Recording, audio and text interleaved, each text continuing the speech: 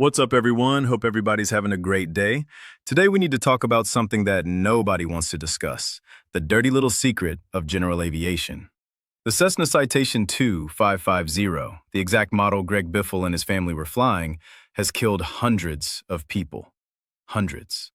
And yet, it's marketed as the easy-to-fly jet, the forgiving jet, the perfect step-up airplane for pilots moving from props to jets. Well, I'm here to tell you that's a dangerous lie that's cost too many lives. And what happened to the Biffle family on December 18th is just the latest chapter in a long, bloody history that Cessna doesn't want you to know about. This isn't about blame, this is about truth, because the truth might save the next family from becoming another statistic. Let me start with what Cessna tells you about the Citation 550. They call it docile. They call it forgiving. They say it's like flying a big Cessna prop plane.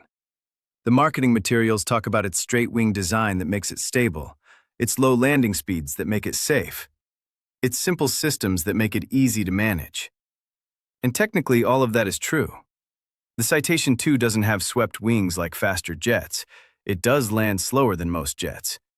Its systems are simpler than modern aircraft. But here's what they don't tell you. Simple doesn't mean safe. Docile doesn't mean forgiving when things go wrong. And easy to fly doesn't mean easy to survive when you run out of options. The Aviation Safety Network has documented over 60 fatal accidents involving Citation 550 variants since the model was introduced. 60 fatal accidents. That's not including all the non-fatal crashes, incidents, and close calls. We're talking about hundreds of deaths in an aircraft that's supposed to be the safest, easiest jet to fly. And when you dig into those accident reports, a pattern emerges. It's not mechanical failure that's killing people. It's not structural problems. It's pilots making decisions that the aircraft can't recover from. It's pilots believing the marketing that this jet will save them from their mistakes. It's pilots discovering too late that easy to fly doesn't mean impossible to crash. Let's talk about what makes the Citation 550 so seductive and so dangerous. First, it's accessible. You don't need an airline transport pilot license to fly it. A commercial certificate with a type rating is enough. That means pilots with relatively low experience can legally fly this jet. Second, it's affordable, at least by jet standards. You can buy a used Citation 2 for less than $1 million. That puts jet ownership within reach of successful business people, race car drivers, and others who have money but maybe not thousands of hours of jet experience. Third, it's marketed as forgiving. Cessna's whole pitch is that this is the jet that won't bite you, the jet that flies like the Cessna you learned on, just faster and higher. But here's the reality check. The Citation 550 has killed experienced airline captains. It's killed military-trained pilots. It's killed people with thousands of hours. Because when you get slow in a Citation, when you get behind the power curve, when you configure too early, when you lose an engine at low altitude, all that supposed forgiveness disappears. The aircraft becomes exactly what Dan Greider called it, an underpowered pig. And pigs don't fly, they crash, they burn. They kill everyone on board. Just like happened at Statesville on December 18th. The accident history is littered with the same scenarios over and over. Pilots trying to return to the airport after takeoff. Pilots configuring too early and running out of energy. Pilots attempting visual approaches in marginal weather. Pilots believing they can stretch a glide just a little further. Pilots who bought into the myth that the Citation is easy and forgiving and will get them out of trouble. Every one of those pilots probably thought they were different. They weren't going to be a statistic. The Citation's docile handling would save them. They were wrong. Dead wrong. Let me give you some specific examples from the accident files. October 2003, a Citation 550 crashes short of the runway at Pueblo, Colorado. The pilot attempted a visual approach in marginal weather configured too early and couldn't make the runway. Sound familiar? March 2007, a Citation crashes in Rome, Georgia after the crew became distracted by an open baggage door. 7 dead. December 2009, A Citation crashes in Chicago after the pilots lost control during approach. 2 dead. January 2014. A Citation crashes in Aspen after an unstabilized approach. 3 dead. The list goes on and on. Different locations, different pilots, same aircraft, same results. What makes these accidents particularly tragic is that many of them were preventable with better understanding of the aircraft's actual limitations. You see, the Citation 550 was designed in an era when fuel efficiency mattered more than excess power. The engines produced just enough thrust to meet certification requirements, just enough single-engine performance to be legal, just enough power to seem adequate until you really need it. Then you discover there's no reserve, no extra thrust to save you, no margin for error. The forgiving aircraft becomes unforgiving the moment you exceed its narrow envelope. The straight-wing design that makes it stable also makes it draggy. Those high bypass engines that make it quiet also make it slow to accelerate. That simple fuel system that seems easy to manage can lead to fuel imbalances that cause control problems. The basic anti-ice system that seems adequate can't handle serious icing conditions. Every simplification that makes the Citation seem easy also removes a safety margin. Every cost-saving measure that makes it affordable also makes it less capable when things go wrong. The aircraft is a study in compromises, and those compromises kill people. Here's something the sales brochures won't tell you. The Citation 550 has one of the highest accident rates per flight hour of any certified jet. When you adjust for the number of aircraft flying and hours flown, the Citation 550 is statistically one of the most dangerous jets you can fly. Not because the airplane is defective, but because it attracts pilots who believe the marketing. Pilots who think easy to fly means easy to survive mistakes. Pilots who don't understand that this aircraft will not save you from poor decisions. It will kill you for them. The Greg Biffle accident fits the pattern perfectly. Successful person buys Citation because it's marketed as safe and easy. Experienced pilot, probably Delta Captain Dennis Dutton, agrees to fly it, maybe thinking his airline experience translates directly. Something goes wrong shortly after takeoff. The crew attempts to return instead of climbing to safe altitude. They configure early with gear and flaps. They try to stay below weather for visual reference. They run out of energy short of the runway. 7 people die. It's not a unique story. It's the same story that's been written in blood dozens of times before. The only difference is this time it was a NASCAR champion and his family. The certification standards for the Citation 550 were different in 1981. The FAA required certain performance minimums, but those minimums were based on perfect conditions: sea level, standard temperature, new engines, lightweight, no wind. In the real world, you're never operating in perfect conditions. You're heavy with fuel and passengers. You're at higher density altitudes. Your engines are older and producing less thrust. You're dealing with wind and weather. Suddenly, those minimum certification standards aren't enough. But the marketing still says easy to fly, forgiving, safe. Let's talk about energy management, because this is where the Citation 550 really shows its true nature. In a properly powered aircraft, you can make mistakes and recover. Configure too early, add power and climb away. Get slow on approach, push the throttles forward and accelerate. Find yourself low on final, power your way to the runway. But in the Citation 550 at maximum weight, those options don't exist. The engines are already working hard just to maintain level flight. There's no excess thrust available for recovery. Once you're behind the power curve, you're going to stay there until you hit something. The single-engine performance is particularly misleading.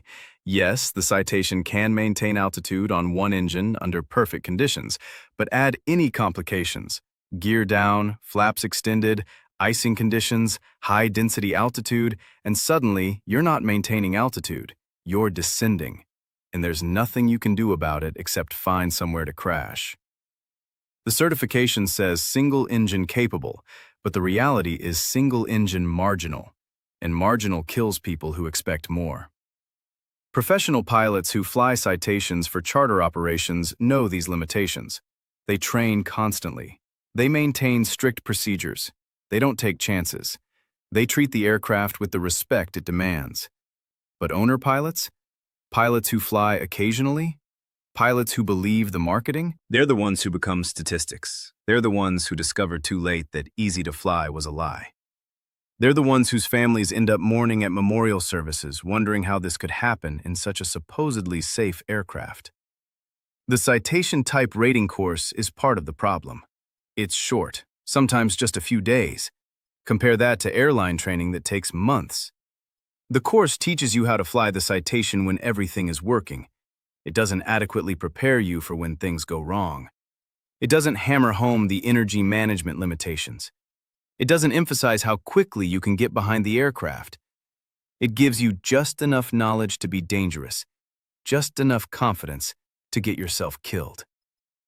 Here's what really bothers me about the Citation 550 story. Cessna knows about these accidents. They know about the patterns. They know pilots are dying because they don't understand the aircraft's limitations. But the marketing hasn't changed. It's still the easy jet, still the forgiving jet, still the perfect step-up aircraft. Because admitting the truth that this aircraft requires exceptional pilot skills and decision-making to fly safely would hurt sales. So the myth continues, and people continue to die. The insurance companies know the truth. Citation insurance is expensive, really expensive, because actuaries who study risk for a living have figured out what the marketing won't tell you. This aircraft is involved in more accidents than it should be. The claims history is ugly. The fatality rate is high, so they charge accordingly. But somehow that message doesn't get through to buyers who are blinded by the promise of easy, safe jet travel. When you look at the Biffle accident in context of the Citation's history, it stops being surprising. Another Citation crashed short of a runway? Of course it did. That's what Citations do when pilots make certain mistakes. Another crew that configured too early and ran out of energy? Standard Citation accident. Another attempt to return to departure airport instead of climbing to safe altitude? Classic Citation crash scenario. The only surprising thing is that people are still surprised when it happens. The NTSB has investigated dozens of Citation accidents. They've made recommendations about training, about procedures, about energy management, but those recommendations aren't mandatory for Part 91 operations. Private owners can ignore them, and they do. They continue to fly their Citations like forgiving, easy aircraft right up until the moment they discover they're not. Then it's too late. Then they become another accident report that future Citation owners won't read because they think they're different. They think they're better. They think the marketing is true. What should have Cessna done differently? They should have been honest. They should have said, this is a jet that requires precise energy management. This is a jet with minimal power reserves. This is a jet that won't forgive poor decisions. This is a jet that requires constant training and proficiency. But that doesn't sell airplanes. Easy and forgiving sells airplanes. So that's what they say. And people who trust them die. The European aviation authorities have actually been stricter about Citation operations. They require more training, more recurrent checks, more operational limitations. And guess what? Fewer accidents. It's almost like being honest about an aircraft's limitations and requiring appropriate training actually saves lives. But in America, where Part 91 is the Wild West of aviation, we let people buy the myth and die for it. I think about Greg Biffle and his family boarding that Citation on December 18th. They probably felt safe. It's a jet after all. Jets are safe, right? And this is the easy jet, the forgiving jet. Dennis Dutton, with his thousands of airline hours, probably felt confident. It's just a little Citation. How hard could it be? But when that engine started running rough, when they needed the performance that the marketing promised, when they configured early, expecting the aircraft to have the power to make the runway, they discovered the truth. The easy jet isn't easy when it matters. The forgiving jet doesn't forgive when you need it to. The Citation 550 will continue flying. People will continue buying them, believing the marketing. And they'll continue crashing at a rate higher than almost any other certified jet. Because the myth is stronger than the reality. Because the marketing is louder than the accident reports. Because people want to believe that jet travel can be easy and safe and forgiving. They want to believe they can buy their way to safety with an easy-to-fly jet. They can't. Safety comes from understanding limitations, from respecting physics, from never believing marketing over mathematics. So what's the solution? First, honest marketing. Stop calling it easy and forgiving.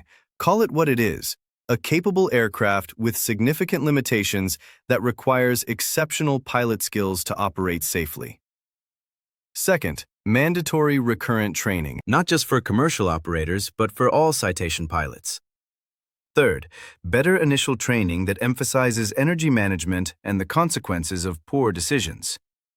Fourth, restrictions on who can fly these aircraft. Maybe require ATP licenses, maybe require minimum experience levels, something to prevent low-time pilots from discovering too late that easy to fly was a lie. The Greg Biffle tragedy should be a wake-up call. A NASCAR champion with resources to buy any aircraft chose a Citation because he believed it was safe. An experienced airline captain agreed to fly it, probably believing his experience was sufficient. 7 people died because the aircraft they trusted couldn't do what they needed it to do when they needed it most. That's not pilot error. That's systematic failure, marketing failure, training failure, regulatory failure. And until we address those failures, more families will suffer the same fate. The Citation 550 has its place in aviation. Flown by properly trained pilots who understand its limitations and operate within them, it can be reasonably safe. But marketed as easy and forgiving to pilots who don't understand what those words really mean, in aviation, it's a killer. It's been killing people for 40 years, and it will continue killing people until we stop pretending it's something it's not. The easy-to-fly jet that's killed hundreds isn't easy at all. It's demanding, unforgiving, and intolerant of mistakes. Just ask the families of the hundreds who've died in them. Just ask the Biffle family. Oh, wait, you can't. Because they believed the myth, and the myth killed them. Thank you all for watching. This was hard to talk about, but necessary. The Citation 550 story is a cautionary tale about believing marketing over mathematics, about trusting salesmen over statistics, about thinking that money can buy safety without knowledge. If you're thinking about buying a Citation or flying in one, please understand what you're really getting into. It's not the easy jet. It's not the forgiving jet. It's a machine that demands respect, precision, and constant vigilance. Treat it any other way, and you might become another statistic in its long, bloody history. Rest in peace to all the Citation victims, including the Biffle family. Your deaths shouldn't be in vain. They should teach us to demand truth over marketing, reality over reputation, safety over sales. We'll see you at the checkered flag.